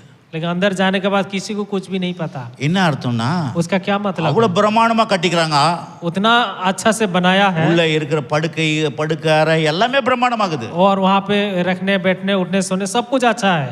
ஆனா என்ன இல்ல, लेकिन क्या नहीं है? ஒரு லைட் இல்ல உள்ள. लेकिन अंदर में जो है एक लाइट नहीं है। அந்த லைட் இல்லாதனால वो लाइट नहीं होने के कारण உள்ள எவ்வளவு அலங்காரமா இருந்தாலும் அது யாருக்கும் தெரிய மாட்டேங்குது. अंदर में कितना शानदार हो ना भी किसी को नहीं पता। அப்ப அந்த முதற் பலன் என்னது தெரியுங்களா? वो पहला फल क्या है? அந்த முதற் பலன் தான் அந்த லைட். वो पहला फल जो है वो ज्योति है। அந்த லைட், முதற் பலனான லைட் அந்த இருக்கிற உள்ள இருக்கிற அரண்மனையே நமக்கு ஆசீர்வாதமா உண்டாக்கிடும். क्योंकि वो पहला जो फल है, वो जो ज्योति है, वही हमें अंदर का वो सारे चीज को दिखाता है। எல்லாம் புரிஞ்சிருந்தா எல்லாரும் கை தட்டுவாங்க. अगर समझ गए तो ताली बजाए। ஹலோ, என்ன அந்த முதற் பலனு அரண்மனையை அப்படியே அரண்மனையை அனுபவிக்க வச்சிடும் நம்மளை. क्योंकि वो पहला फल जो है कैसे हमको अनुभव करना है। அதான் சொல்ற, ஜீவனானாலும் அப்படின்றாரு, चाहे जीवन भी क्यों ना हो, வாழ்க்கையானாலும், चाहे हमारे जिंदगी क्यों ना हो, அந்த முதற் பலன் உங்க வாழ்க்கையில அதுல இருக்கிறத எல்லாத்தையும், அந்த ஜீவன் அந்த வாழ்க்கையில இருக்கிற அத்தனையும் அனுபவிக்க வச்சிரும்.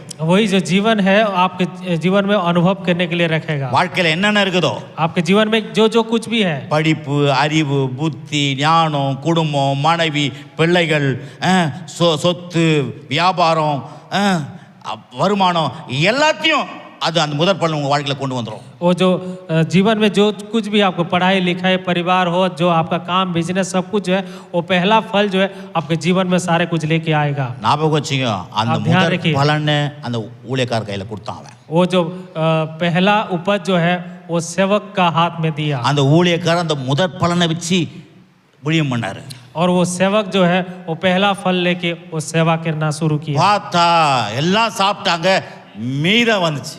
वहाँ पे देखे सब लोग खा लिया, उसके बाद बचत हो गया। நான் வேலை எங்கேயும் போல, பாயிண்ட்டுக்குள்ள தான் இருக்கிறேன். मैं कहीं और नहीं बता रहा हूँ, आपको वही विषय में हूँ। மீதம் இருக்கணுமா, மீதம் வேணுமா இந்த வருஷம்? आपको और बचत चाहिए? சார் எல்லாமே டெய்லி வலிச்சு தான் சாப்பிட்றேன் சார், வழிச்சு எல்லாத்துலையும் வழிப்பு, எல்லாமே இப்படி அப்படி, இது பத்தலையே அது பத்தலையே, இது பத்தலையே அது பத்தலையே. வர 26 10வது ஆண்டா இருக்காது, வர 26 எல்லாத்துலேயும் மீதம் இருக்கும். ये 2026 में आप जो भी है कमी घटी जो भी हो रहा है आपको नहीं प्राप्त हो रहा है, लेकिन 2026 में आपके लिए वो सारे कुछ प्राप्त होगा और सब कुछ मिलेगा। ஆமென்.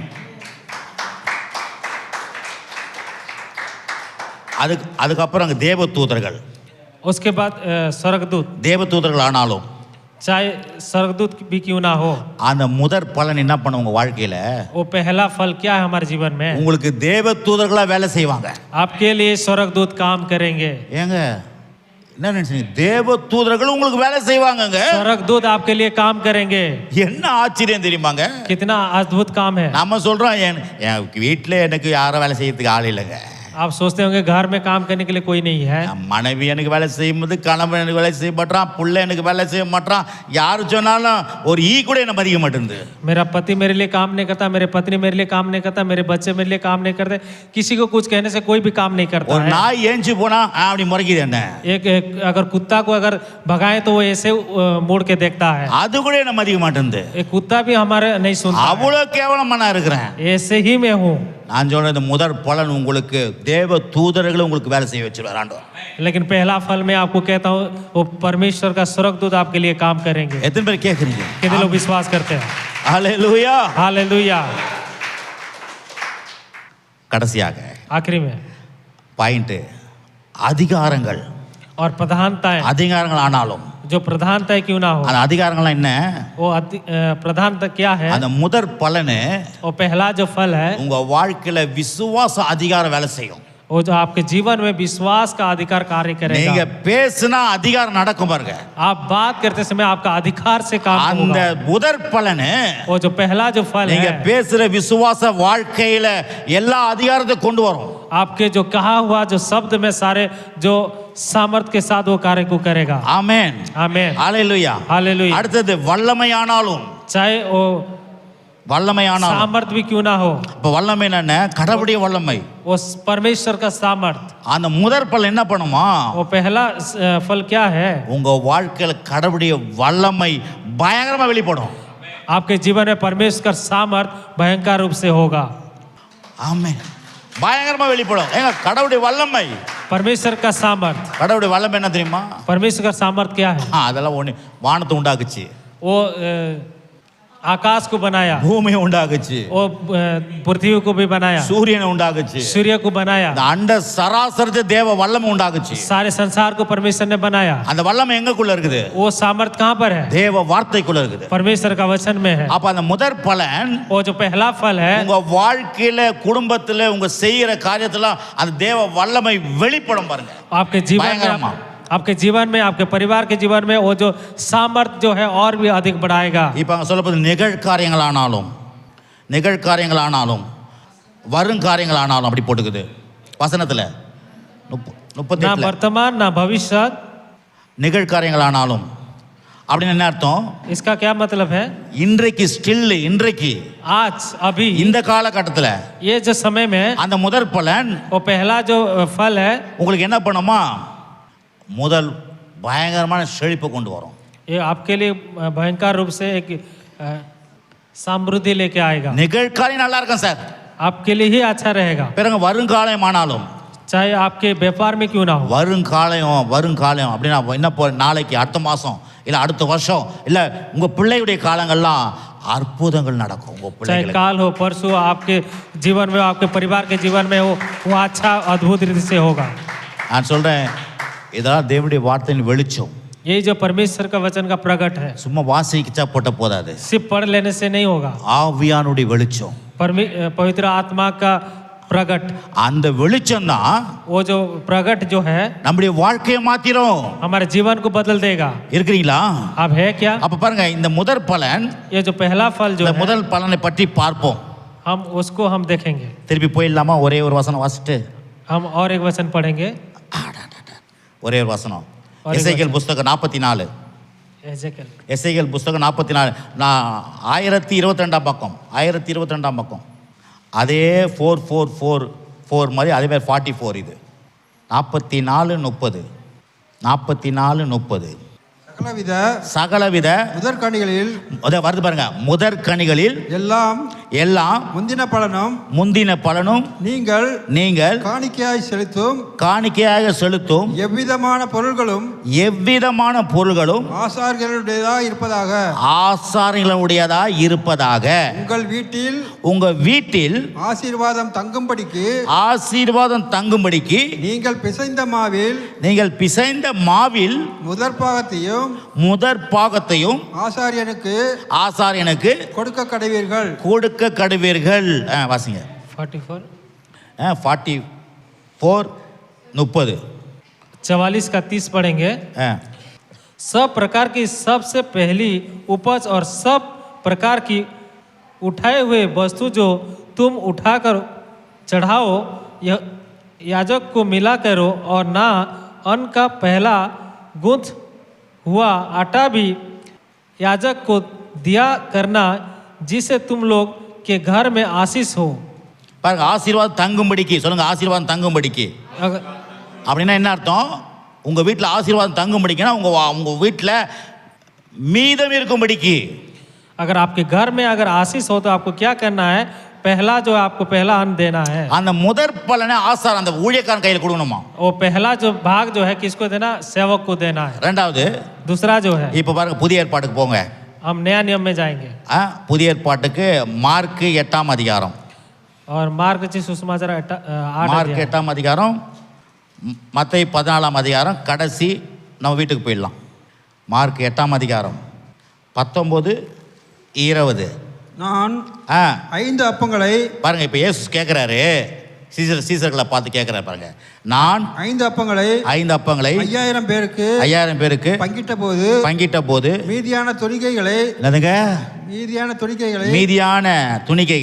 எத்தனை கூடை நிறைய எடுத்தீர்கள் என்று கேட்டார். 12 என்றார்கள்.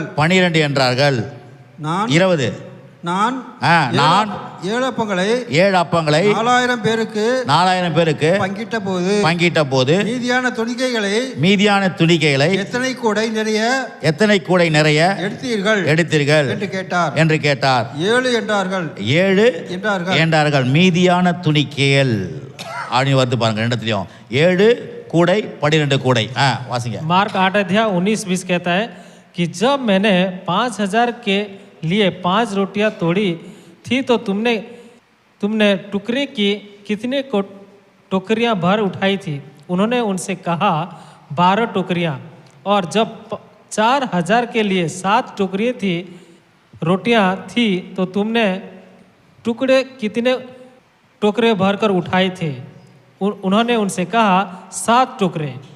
ये பாருங்க, இங்க சொல்றாரு இயேசு, यहाँ पे यीशु कहते हैं 12 கூட நான் 5 அப்பம் 2 மீனை வச்சு மீதி எடுக்கும் போது எத்தனை கூட எடுத்தீங்கன்னு கேட்குறாரு. यहाँ पे पूछ रहा है 5 रोटी और 2 मछली जब लाए थे कितना आपने बचत लाया था? மீதம் 12 கூடைன்னு சொன்னாங்க. और वहाँ पे उन्होंने कहा कि 12 टोकरी। பிறகு சொல்றாரு, இன்னொரு முறை நான் 7 அப்பங்களை கொண்டு நான் செஞ்சேன்னு, और एक बार मैंने 7 रोटियां लाए थे, அப்போ மீதம் எவ்வளோ எடுத்தீங்கன்னு கேட்டாரு. आखिरी में कितना बचत हुआ था करके पूछा. அவங்க சொல்றாங்க 7 கூட எடுத்தேன்றாங்க. उन्होंने कहा 7 टोकरियां लाए थे. கவனிங்க, மீதம் கவனிங்க, மீதம். अब बचत को देखिए. அப்போ என்ன சொல்றோம்னா, தேவன் 2026ஆம் ஆண்டுல நம்முடைய எல்லா காரியத்திலும் மீதம் இருக்கும் பாருங்க. परमेश्वर ये 2026 में हमारे लिए एक बचत लेके आएंगे. இன்னொரு வசனம், और एक वचन, அது ஃபர்ஸ்ட் வசனம் வாசிச்சோம் பாருங்க, அது அப்படியே இங்க இருக்குது புதிய ஏற்பாட்டுல.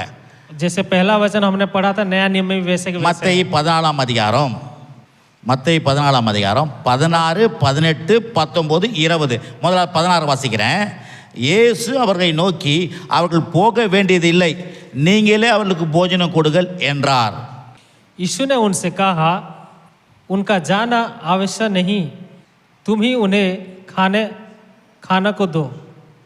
பாருங்க, இங்க கவனிங்க, அந்த முதல் வசனம் வாசிச்சோம்ல, हमने पहला वचन पढ़ा था 2 ராஜாக்கள் 4 और 2 நாளாக்கு 44ஆம் அதிகாரம் 44 43 41 வாசிச்சோம். हमने दूसरा राजा उसका चौथा अध्याय 44 42 43 पढ़ा था. அந்த முதற் பலனுடைய அந்த வார் கோதுமையை கொண்டு வந்து கொடுக்குறாங்க.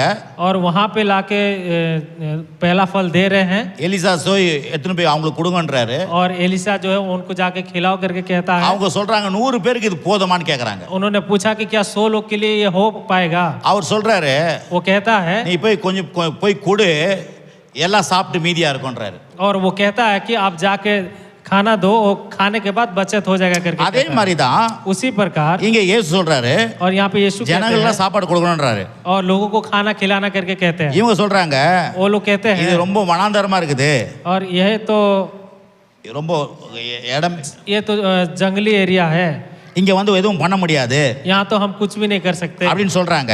वैसे कहते हैं। ஆனா இயேசு சொல்றாரு 16 வசனத்துல, लेकिन यीशु कहते हैं 16 आयत में, நீங்களே அவர்களுக்கு கொடுங்கள் அப்படின்றாரு. और वहाँ पे कहता है तुम लोग जो है उनको खाना दो करके कहता அந்த है। वசனத்திலயும் அவர் சொல்றாரு நீங்களே கொடுங்கன்றாரு. அங்க और वो वचन में भी कहता है एलिसा। कि तुम लोग ही देना करके कहता है एलिसा। அப்படியே இங்க வருது பாருங்க. वैसे ही यहाँ पे आ रहा है 18 18 में, அவைகளை என்னிடத்தில் கொண்டு வாருங்கள் என்றார். और वो कहता है उसने कहा उनको यहाँ मेरे पास ले आओ। அப்புறம் அந்த அந்த அந்த ஊழியக்கார கையில அதை கொடுத்தாங்க. और सेवक के हाथ में वो दिया அவர் ஊழியம் செஞ்சார்னு சொன்னேன். और उसने सेवा किया करके कहा। இங்க இயேசு கையில கொண்டாந்து கொடுத்தாங்க.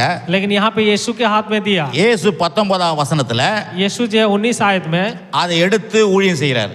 वो लेके वहाँ पे सेवा कर रहा है, அது ஜெபம் பண்ணி ஆசீர்வதிக்கிறார். वो प्रार्थना करके आशीष किया वहाँ पे। ஆசீர்வச்ச உடனே आशीष होने के बाद 20 வசனம் சொல்லுது, और 20 वचन कहता है எல்லோரும் சாப்பிட்டு திருப்தி அடைந்தார்கள், மீதியான துணிகளை 12 கூடைய மிச்சம் எடுத்தார்கள். यहाँ पे कहता है जब सब खाकर तृप्त हो गए तो चेलों ने बचे हुए टोकरी से भरे हुए 12 टोकरियां उठाई। அப்ப அதே வருது ஃபர்ஸ்ட் ஸ்டார்டிங்ல மாதிரியே. वही पहला वचन की तरह आ रहा है। கர்த்தருடைய வார்த்தை परमेश्वर का वचन, அவர் நீங்களே கொடுங்கன்றாரு. கர்த்தருடைய வார்த்தை. परमेश्वर का वचन तुम ही दो करके कहता है। பிறகு முதற் பலன்னா அந்த 5 அப்பம் கையில கொடுக்குறாங்க. और पहला फल जो है वो सेवक के हाथ में दे रहे அங்க வார்கோதுமை கொடுக்குறாங்க. हैं, वहाँ पे भी दे रहे हैं। இங்க தேவ மனுஷன் அதை எடுத்து என்ன பண்ண மற்றவங்களுக்கு ஊழியம் செய்யறாரு. लेकिन एक परमेश्वर का जन यहाँ पे क्या कर रहा है, वो लेके सेवा कर रहा है। இயேசு இங்க ஜெபம் பண்ணி அதை கொடுக்க சொல்றாரு. और यीशु वहाँ पे प्रार्थना करके देने के लिए कहता है। அங்க எப்படி சாப்பிட்டு மிச்சம் எடுத்தாங்களோ, சாப்பிட்டு மீதியா இருந்தது அப்படின்னு போட்டுக்குது. जैसे वहाँ पे खाना खाने के बाद जैसे बचत हुआ, இங்க 14 அதிகாரத்திலயும் சாப்பிட்டு மீதம் எடுத்தார்கள். वैसे ही यहाँ पे 14 अध्याय में भी खाना खाने के बाद और भी बचत हो गया। அப்பனா என்ன அர்த்தம்? उसका क्या मतलब है? தேவ வார்த்தை நம்முடைய வாழ்க்கையில வேலை செய்யும். परमेश्वर का वचन हमारे जीवन में कार्य करेगा। அந்த தேவ வார்த்தை நம்முடைய வாழ்க்கையில முதற் பலனை கொண்டு வரும். और जो परमेश्वर का वचन हमारे जीवन में पहला फल लेके आएगा। அந்த தேவ வார்த்தை முதற் பலன் நமக்கு அந்த தேவ மனுஷன் கையில கொடுக்கும்போது அது வச்சு வேலை செய்வார் அவர். और जो पहला फल जब सेवक के हाथ में देंगे तो उसके द्वारा कार्य அது करेगा। வேலை செய்யும் பொழுது वो काम करते समय எல்லாரும் சாப்பிட்டு सब लोग खा के மீதம் இருந்தது. और बचत हो जाता है। மீதம் இருந்ததுன்னா என்ன அர்த்தம்? बचत होने का क्या मतलब है? இப்போ நம்ம கூட நம்ம நிறைய பேர் சொல்றாங்க நாங்கள் ஒரு மாதத்துக்கு ஒரு 1000 ரூபாய் சேர்த்து வைப்போம். और अभी भी कुछ लोग कहते हैं कि मैं 1 महीना का 1000 रुपया जो है जमा करूंगा। சில பேர் சொல்லுவாங்க நாங்கள் ஒரு 4000 சேர்த்து வைப்போம். और कुछ लोग कहते हैं मैं 4000 जमा करूंगा। சில பேர் சொல்லுவாங்க நாங்கள் ஒரு 10000 சேர்த்து வைக்கிறோம். कुछ लोग कहेंगे नहीं मैं 10,000 जमा करूंगा। சில பேர் சொல்லுவாங்க நாங்கள் ஒரு 1 லட்சம் சேர்த்து வைக்கிறோம். कुछ लोग कहते हैं मैं 1 लाख जो है जमा करूंगा। அந்த மீதத்தை சொல்ல இது वो यहाँ पे नहीं कहता है। வெறும் நம்ம வீட்டுக்கு மட்டும் செஞ்சுட்டு சேர்த்து வைக்கிறது. सिर्फ हमारा घर में बना के बचत करके रखना, அந்த மீதத்தை பத்தி இல்ல. वही बचत के बारे में बात नहीं कर रहा என் है। ஃபேமிலிக்கு நான் செஞ்சு, मेरे परिवार को करके, என் ஊழியத்துக்கு நான் செஞ்சு, मेरे सेवकाई के लिए करके, என் குடும்பங்களுக்கு எங்க சொந்த குடும்பங்களுக்கு செஞ்சு, हमारे जो भी रिश्तेदारों को भी करके, ஊர் மக்களுக்கெல்லாம் செஞ்சு, सारे गांव का लोगों के लिए भी எல்லாம் செஞ்சு करके, செஞ்சு போறேன். सारे लोग के लिए सेवा करके, பார்த்தா மீதம் நிறைய இருக்குது. और देखा तो और भी बचत है। இதாங்க மீதம் எடுக்கிறது यही है இருக்குது. जो बचत है। 1000 ரூபாய் சேர்த்து வைக்கிறது மீதம் கிடையாது. वो 1000 रुपया बचत रखना वो बचत नहीं है। 5000 சேர்த்து வைக்கிறது மீதம் கிடையாது. 5000 रख के वो जमा वो बचत नहीं है। இல்ல 1 லட்சம் சேர்த்து வைக்கிறது மீதம் கிடையாது. या फिर 1 लाख आप जमा करके वो बचत नहीं அப்படி है। இடுக்கி இடுக்கி பிடிச்சி இடுக்கி பிடிச்சி அப்பா சேர்த்துட்டோம் 1000 ரூபாய். आप कष्ट से उठा के 1000 भरेंगे, அத कहेंगे பத்தி कि பைபிள் ऐसा சொல்ல. नहीं। उसके लिए बाइबल नहीं कहती है। பைபிள் சொல்றது வேற. बाइबल कहता है अलग है।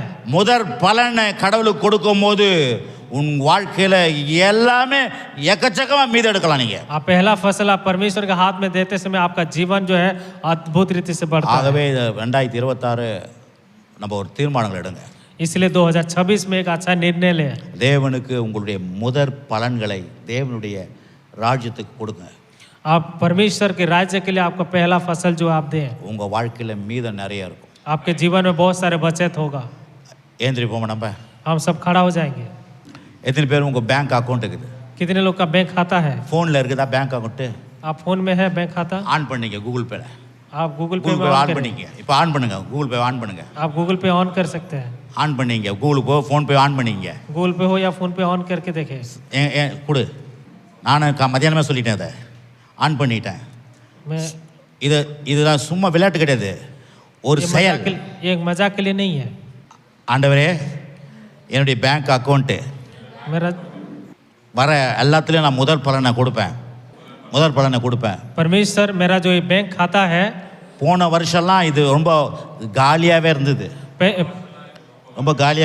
पिछले साल ये बहुत ज़्यादा खाली था. ஆனால் இந்த 2026 लेकिन ये 2026 में என்னுடைய எத்தனை பேங்க் அக்கௌண்ட் இருக்குதோ मेरे लिए जितना बैंक खाता है அத்தனை பேங்க் அக்கௌண்ட்லேயும் उतना बैंक खाता में எப்பொழுதுமே कभी भी நான் நிறைய செலவு பண்ண பிறகும், मैं अधिक खर्च करने के बाद நான் भी, எல்லாத்துக்கும் கொடுத்த பிறகும், मैं सबको देने के बाद भी, ஊழியத்துக்கு கொடுத்த பிறகும், सेवा में देने के बाद भी, குடும்பத்துக்கு கொடுத்த பிறகும், परिवार में देने के बाद भी, என் நண்பர்களுக்கு கொடுத்த பிறகும், मेरे प्रिय लोग को देने के बाद என் भी, சொந்த பந்தங்களுக்கு கொடுத்த பிறகும், मेरे रिश्तेदारों को देने के बाद भी, தெரிஞ்சவங்களுக்குலாம் கொடுத்த பிறகும், और जानने वालों को देने के बाद என் भी, பேங்க் அக்கௌண்ட்ல मेरे बैंक खाता में தேவன் पेमेंट வார்த்தையின்படி कहने के समान மீதம் இருக்க செய்வாராக, और अधिक बचत रहेगा. மீதி இருக்க செய்வாராக. உங்க பேங்க் அப்பா சொல்லுங்க, மீதி இருக்க செய்வாராக. और आपकी बैंक में बैलेंस बचत रहेगा. ஆமென். ஆமென். எத்தனை பேருக்கு இந்த மாதிரி காரியம் நடக்கணும்? कितने लोग को ऐसे எனக்கு कार्य- நடக்கணுங்க. मेरे लिए ऐसे அதனால कार्य தான் पूरा எனக்கு होना கர்த்தர் இன்னைக்கு இந்த சொல்லி இருக்காரு. ऐसे ही இங்க இருக்கிற परमेश्वर ने அத்தனை कहा பேருக்கு நடக்கணும். आप लोगों के भी ऐसे पूरा होना है. ஆமா, மீதி இருக்கும் சொல்லுங்க, மீதி இருக்கும் என் பேங்க்ல. बैंक में हमेशा बचत रहना எவ்வளவு है. சொல்லுங்க, வாய் திறந்து மீதி இருக்கும் என் பேங்க்ல. अपना मुंह खोल के बोलिएगा. இயேசுவின் நாமத்தினாலே यीशु के नाम से. ஆண்டவருடைய வார்த்தை சொல்லிக்குது 2026ல 2026 में परमेश्वर का वचन कहता है மீதம் இருக்குன்னு சொல்லப்பட்டிருக்குது. बचत रहेगा करके कहता है. என்னுடைய பேங்க் அக்கவுண்ட்ல எப்போதும் மீதம் இருக்கும். मेरे बैंक खाता में कभी भी बचत रहेगा. என் குடும்பத்துல சமாதானம் மீதம் இருக்கும். मेरे परिवार में समाधान रहेगा. என் குடும்பத்துல சந்தோஷம் மீதம் இருக்கும். मेरा परिवार में संतोष खुशी रहेगा. எங்களுடைய குடும்பத்துல ஆசீர்வாதம் மீதம் இருக்கும். मेरा परिवार में आशीष रहेगा. என் குடும்பத்துல நிம்மதி மீதம் இருக்கும். मेरे घर में हमेशा शांति बना रहेगा. எல்லாமே என் வாழ்க்கையில மீதம் இருக்குங்க. सारे चीजों में मेरे परिवार में जो बचत रहेगा. Hallelujah, hallelujah. கரலை தட்டி கர்த்தரை மகிமைப்படுத்துவோம். परमेश्वर नाम की महिमा करेंगे. Hallelujah, hallelujah. जय मसीह की, जय मसीह की, जय मसीह की, जय मसीह की, जय मसीह की, जय मसीह की. शालोम, शालोम, शालोम, शालोम. हालेलुया, हालेलुया. आमेन. ஜெபம் பண்ணிடலாமா? हम प्रार्थना करेंगे. ஜெபம் பண்ணலாமா? ரொம்ப சந்தோஷமா, உங்களை பார்க்கும்போது ரொம்ப சந்தோஷமா இருக்குது எனக்கு. आप लोग को देखकर बहुत खुश हूं मैं. சூப்பரா வார்த்தையை கேட்டீங்க. बहुत अच्छा वचन सुना. நல்லா பாட்டு பாடுனீங்க. अच्छा आराधना किया. நல்லா ஆராதனை பண்ணீங்க. अच्छा आराधना किया. நல்ல சாட்சி சொன்னீங்க. अच्छा गवाही दिया. நீங்க பயங்கரமான ஆளுங்கப்பா. आप बहुत अद्भुत लोग हैं. பக்கத்துல பாரு, நீங்க ரொம்ப நல்ல ஆளுங்க. आप बगल वाला को देख के ரொம்ப நல்ல ஆளுங்க. बोलिए आप बहुत अच्छे हैं. பயத்துல நீங்க ரொம்ப நல்ல ஆளு. अपना मुंह खोल के बोलिए बहुत अच्छे हैं. ஆண்டவர் உங்க கூட இருக்கிறாருங்க. परमेश्वर आपके साथ இந்த है. 2026 சொல்லுங்க, இந்த 2026 ये 2026 में உங்களுக்கு மீதம் இருக்கிற ஆண்டுங்க. आपके लिए एक बचत रहेगा. எல்லாம் மீதம் இருக்கும். हर चीज में बचत रहेगा. Hallelujah, hallelujah. ஆண்டவரே உமக்கு நன்றி அப்பா. परमेश्वर आपको ले கரங்களை உயர்த்தி ஆண்டவருக்கு மகிமைப்படுத்துவோம். हम आपकी महिमा करते இயேசுவை हैं. மகிமைப்படுத்துவோம். यीशु आपके नाम की महिमा இயேசுவை करते हैं. உயர்த்துவோம். यीशु आपको அவர் தான் முதற் பலனானவர். आप पहला फल அவர் है. தான் மரித்தோரிலிருந்து முதற் பலனானவர். आप परमेश्वर आप पहला फल है. அந்த முதற் பலன் தான் நம்மை முன் குறிச்சிச்சு. ये पहला जो फल है हमारे लिए आगे हमेशा रहेगा. அந்த முதற் பலன் தான் முன்ன அறிஞ்சது நம்மள. हमेशा हमें आगे ले चलता है. அந்த முதற் பலன் தான் நம்ம நீதிமானாக்குச்சு. वो जो पहला फल ही हमें धार्मिक बनाता है. அந்த முதற் பலன் தான் நம்மள அழைச்சது. वही पहला फल जी हमें चुनता है. அந்த முதற் பலன் தான் நம்ம மகிமைப்படுத்தி இருக்குது. वो पहला फल जो आपको मुझे महिमा भी देता அவர் है. நம்ம கூட இருக்கிறார். वो हमारे बीच में है. ஹalleluya, हालेलुया. ஆண்டவரே இந்த நல்ல நாளுக்காக நன்றி. एक अच्छे दिन के लिए धन्यवाद. 2026 ஆண்டுக்காக நன்றி. ये 2026 के लिए धन्यवाद. ஓ எங்க வாழ்க்கையில கர்த்தருடைய வார்த்தை பேசப்பட்டதுக்காக நன்றி. मेरे जीवन में परमेश्वर का वचन कहने के लिए ஓ धन्यवाद. எங்க வாழ்க்கையில இந்த ஆண்டு எல்லாம் மீதம் இருக்கிற ஆண்டா இருப்பதுக்காக நன்றி ஆண்டவரே. परमेश्वर मेरे जीवन में और अधिक बचत होने के लिए धन्यवाद. ஓ இந்த காலை வேளையில எல்லாருக்கும் விடுதலை உண்டாகட்டும். और आज के दिन सब लोग को छुटकारा देने के लिए. குடும்பத்துல விடுதலை உண்டாகட்டும். परिवार में छुटकारा. சரீரத்துல விடுதலை शरीर உண்டாகட்டும். में छुटकारा. மனதில விடுதலை मन உண்டாகட்டும். में छुटकारा. பிள்ளைகளுடைய வாழ்க்கையில விடுதலை और உண்டாகட்டும். संतान के जीवन में छुटकारा. படிப்பில விடுதலை और உண்டாகட்டும். पढ़ाई में छुटकारा. வேலையில விடுதலை உண்டாகட்டும். और काम में छुटकारा. வருமானத்துல விடுதலை உண்டாகட்டும். और व्यापार में भी छुटकारा இன்னும் ஏராளமான ஆர்டர்கள் வரட்டும். और अधिक ऑर्डर आने पाए கை வைக்கிறதெல்லாம் வாய்க்கட்டும் ஆண்டவரே. और हाथ के कामों में आशीष करना पड़े கர்த்தர் இந்த ஊழியத்தை வாய்க்கப்படுவீராக. और सेवका को और अधिक बढ़ाएगा தேவ ராஜ்யம் பரவட்டும் ஆண்டவரே. और परमेश्वर राज्य और अधिक बढ़े தேசத்துல தேவ ராஜ்யத்திலே எழுப்புதல் உண்டாகட்டும். और परमेश्वर के राज्य के लिए उठ खड़ा होने पाए. Thank you Lord. धन्यवाद यीशु. Thank you Jesus. धन्यवाद यीशु. எல்லா துதியும் கனமும் மகிமையும் உமக்கு செலுத்துகிறோம். सारे आदर महिमा मान सम्मान आपको देते हैं இயேசுவின் நாமத்தினால. यीशु के नाम से ஆமென். आमीन. நம்முடைய கர்த்தராகிய இயேசு கிறிஸ்துவின் கிருபையும் பிதாவாகிய தேவனுடைய அன்பும் பரிசுத்த ஆவியானவருடைய ஐக்கியமும் சமாதானமும் என்றைக்கும் சதா காலம் நம்மோடு கூட இருப்பதாக. आमीन. ஆமென். आमीन. ஜெய் மசீஹ். जय मसीह. ஷாலோம். सालों